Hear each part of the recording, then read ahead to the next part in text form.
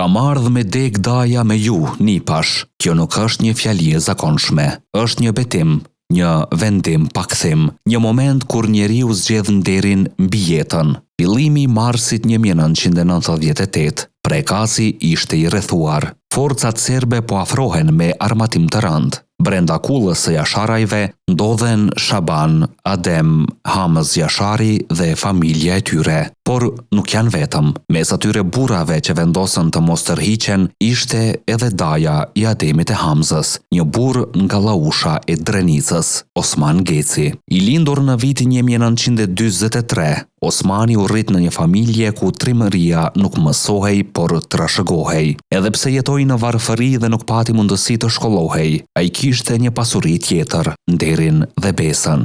Familja e tij ishte lidhur ngushtë me familjen Jashari. Ademi dhe Hamza nuk ishin vetëm nipa, ishin gjaku i tij. Dhe kur gjaku thërret, shqiptari nuk pyet për rrezik. Që në demonstratat e vitit 1981 dhe më pas në vitin 1989, Osmani ishte në balë të rezistencës. Kur policia serbe kërcënonte popullin, ai nuk tërhiqej. Kur duhej guxim, ai ishte aty. Madje për të blerë armën e tij, Mauserin, ai kishte shitur një pjesë të tokës, sepse e dinte një ditë ajo armë do t'i duhej. Dhe ajo ditë erdhi. Më 4 mars 1998, Osman Geci takohet me nipin e tij, Adem Jashari. Lajmet janë të rënda. Forcat e mëdha serbe kanë hyrë në fabrikën e municionit. Artilleri e rënd, rrethim. Lufta është e pashmangshme. Osmani e shikon në sy nipin e tij dhe e pyet: "Si e ke ndërmend të veprosh, nipash?" Ademi përgjigjet pa hezitim: "Do të futem në kull tek familja Daj.